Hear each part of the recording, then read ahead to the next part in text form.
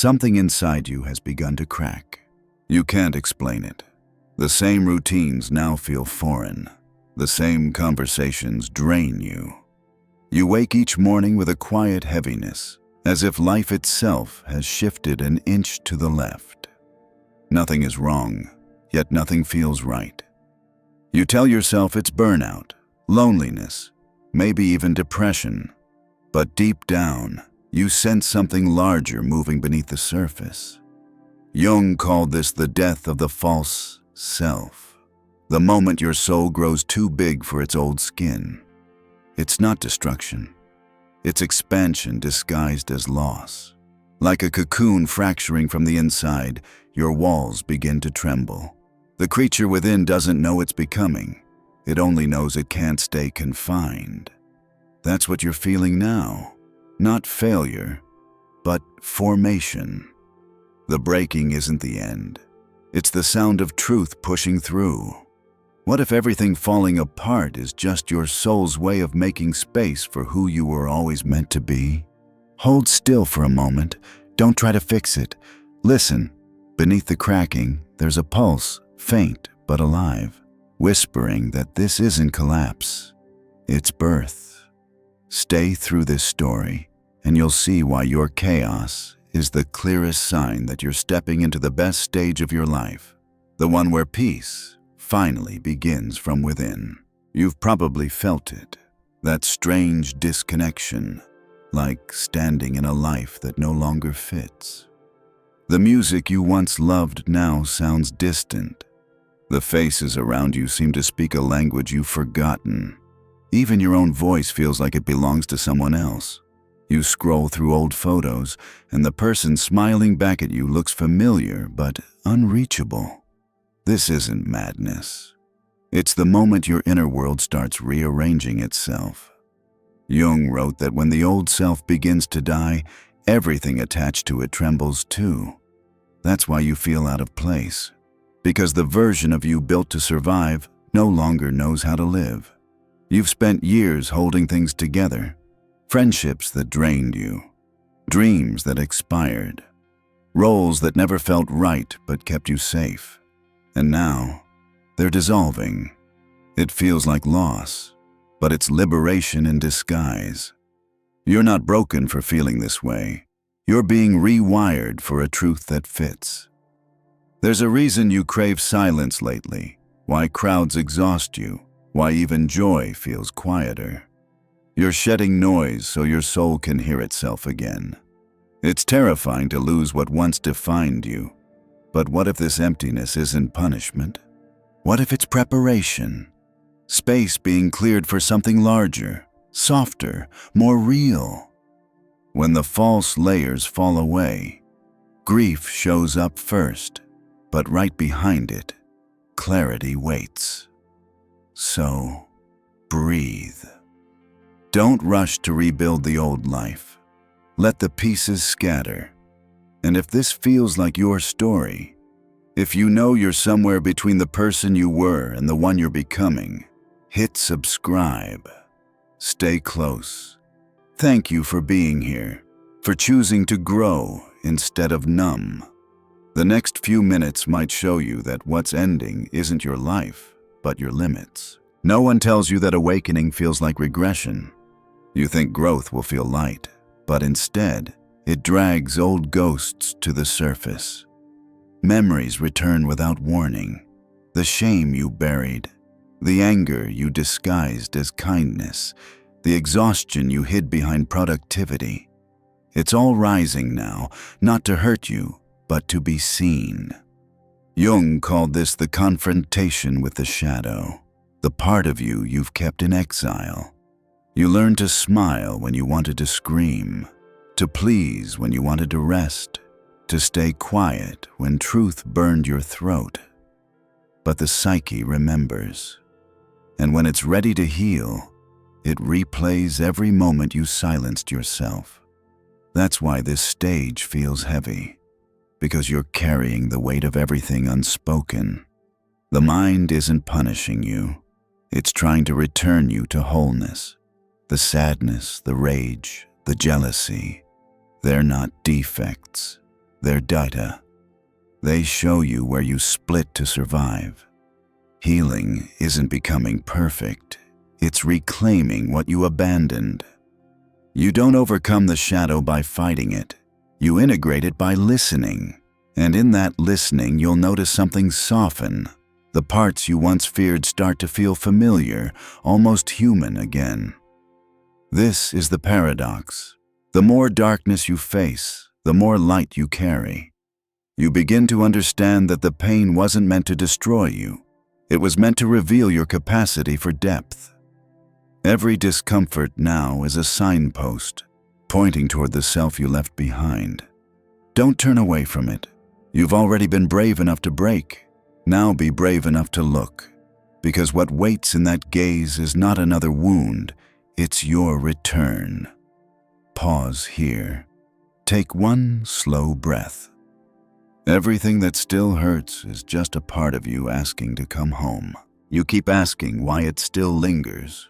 The pain, the confusion, the memories that resurface when you thought you'd healed.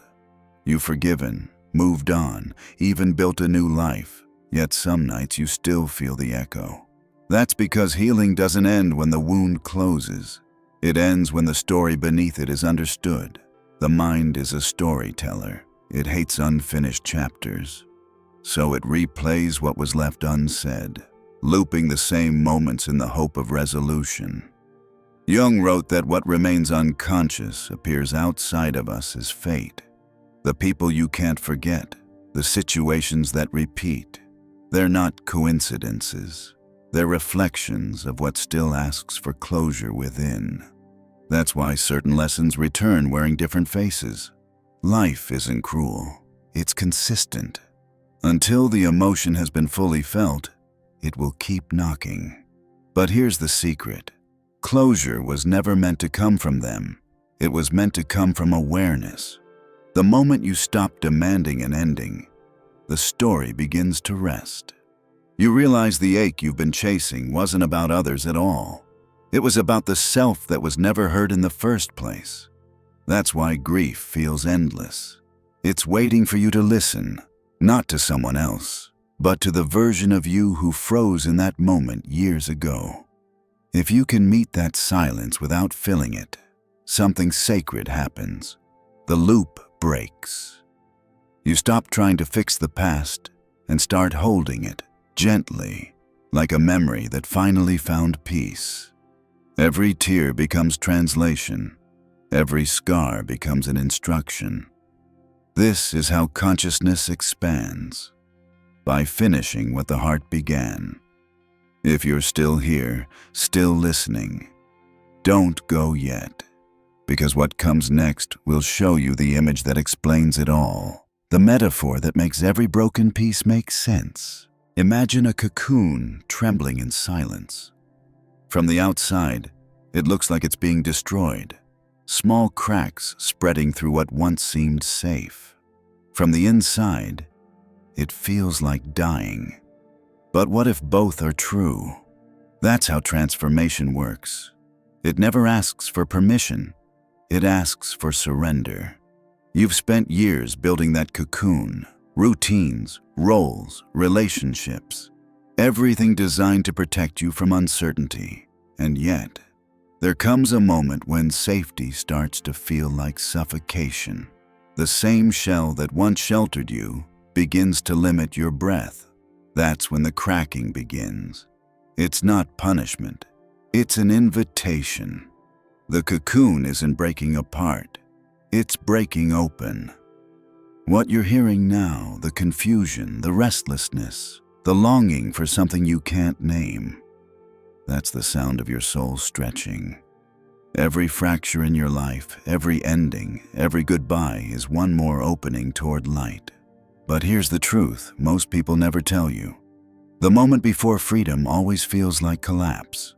The wings don't grow in comfort. They form in pressure, in friction, in the unbearable tightness of change. That's why you're here. Not to return to what was, but to grow into what's waiting. Jung said the psyche doesn't move forward through control, but through acceptance. The cocoon must yield before the butterfly can breathe. So when life feels like it's closing in, remember, this is what expansion feels like from the inside. You are not being destroyed. You are being designed. The cracks you fear are proof of movement. The light seeping through them isn't an intrusion, it's an arrival. Don't rush it. Don't patch what's meant to open. Just hold the shape you're in, even as it changes. Because one morning the sound of breaking will stop, and you'll realize it was never breaking at all. It was becoming. After the breaking comes the stillness, that strange, weightless silence where nothing feels certain. You're no longer who you were, but not yet who you'll become. This in-between can feel unbearable. You wake up and everything looks the same, yet your eyes don't see the same way. The world feels distant, like you're watching it through water. People expect you to bounce back, to explain, to be yourself again. But which self? The one that fit inside the cocoon? The one who learned to shrink to be loved? That self is gone, and grieving it is part of healing. Jung said that the birth of consciousness often begins in confusion, because clarity is a byproduct of disorientation. You may crave answers, yet the only wisdom available now is silence. Let it hold you. Don't rush to define who you are. Identity takes time to grow its new skin. Rest becomes sacred. Solitude becomes medicine. The urge to rebuild too quickly is just the ego trying to avoid the void. But the void isn't empty. It's fertile. It's where your new instincts begin to root. You're learning to breathe without old reference points, to move without the map. And though it feels like floating, you're not lost. You're being rearranged. Trust the space between endings and beginnings. It's not exile. It's incubation. Be still for a moment. The quiet you feel right now is not absence. It's alignment, finding its rhythm. Then one day, something subtle shifts. You open your eyes and the air feels softer, as if the world has exhaled. You realize you no longer wake with that heavy question of who you're supposed to be. The ache hasn't vanished, but it's become a background hum, part of the music rather than the noise. This is integration. When the light and the dark stop fighting and start speaking the same language. Jung called it individuation, the process of becoming whole by reclaiming what was lost. It doesn't arrive like a miracle. It sneaks in through ordinary moments. You laugh again without forcing it. You feel at peace in places that once triggered you. Even silence starts to feel like company. What changed isn't life itself, but the way you meet it. You stop chasing intensity and start valuing depth. You forgive the old self for not knowing better. You thank the pain for showing you where to look. That's maturity. Not the absence of emotion, but the ability to hold it without drowning. You begin to sense a quiet power returning, not the kind that dominates, but the kind that simply is. And in that call, you discover that nothing outside you ever needed to change for you to feel free. You only had to stop resisting who you already were. Integration is messy. It's not the end of healing, but the beginning of embodiment, where wisdom becomes habit and self-awareness becomes grace. If you're feeling this shift, the lightness mixed with uncertainty, don't run from it. Stay through it, because what comes next will show you the true sign you've crossed the threshold. When peace no longer feels borrowed, and joy no longer feels guilty. The world hasn't transformed. You have. And when you move differently, reality quietly rearranges itself to match the rhythm of your new inner life. Transformation isn't only felt, it must be lived. Start small. When you wake, resist the impulse to rush. Sit for a minute in silence and thank the air for returning. Write one honest sentence a day, not about plans, but about presence. Let your body lead before your mind explains. Walk without your phone. Notice how light touches familiar things differently now. Choose fewer conversations, but make them real. Feed yourself the way you wish others had fed your soul. With patience, with warmth, with attention. Healing is not a task you finish. It's a rhythm you learn. Some days you'll fall back into old stories, and that's okay. Awareness is the act of coming back. Every gentle choice you make is another thread weaving the new self into form. Don't aim to be perfect, just consistent. Little rituals of truth create lives that stay honest. Each small act of alignment is a quiet declaration. I am here, and I am becoming. Every ending carries its own hidden mercy. We fear collapse because we mistake it for death, but in truth, it's renewal disguised as ruin. Jung said, "There is no birth of consciousness without pain." You've lived that line. The heartbreaks, the failures, the nights you begged for clarity. They weren't detours, they were initiations. The psyche evolves by breaking its own patterns, and sometimes the only way to awaken is through exhaustion. You reach a point where pretending costs more than truth, where peace becomes more urgent than approval. That's when the real shift begins. The best stage of your life doesn't start when everything finally works. It starts when you stop needing everything to. Freedom isn't a new city or a new love or a new plan. It's the absence of resistance to what already is. You no longer fight for meaning. You see meaning everywhere. You stop searching for signs because you've become one. This is the quiet triumph Jung hinted at. Individuation as the return to the self, not a destination, but a deep remembering. And from that remembrance, you begin to live differently. You don't chase alignment. You are alignment. You don't seek control. You trust rhythm. You realize the universe was never testing you. It was teaching you to hold both the breaking and the becoming with the same grace. That's the moment you finally understand. Everything that tried to end you was only trying to introduce you to yourself. If these words reach you at the right time, let them land. Because the next silence you feel isn't emptiness, it's peace, finally arriving to stay. One morning, without noticing when it happened, you'll wake and realize the heaviness is gone. The world hasn't changed, but the way you move through it has. You no longer carry every memory like a wound, only as a reminder of how far you've walked. The noise that used to pull you apart now fades into something gentle. It's not that the pain disappeared. It's that you've grown larger than it. The cocoon lies behind you, open and hollow, a sacred ruin that once kept you safe. You touch it with gratitude, not grief. Because now you understand. Freedom was never outside the shell. It was waiting beneath your own skin.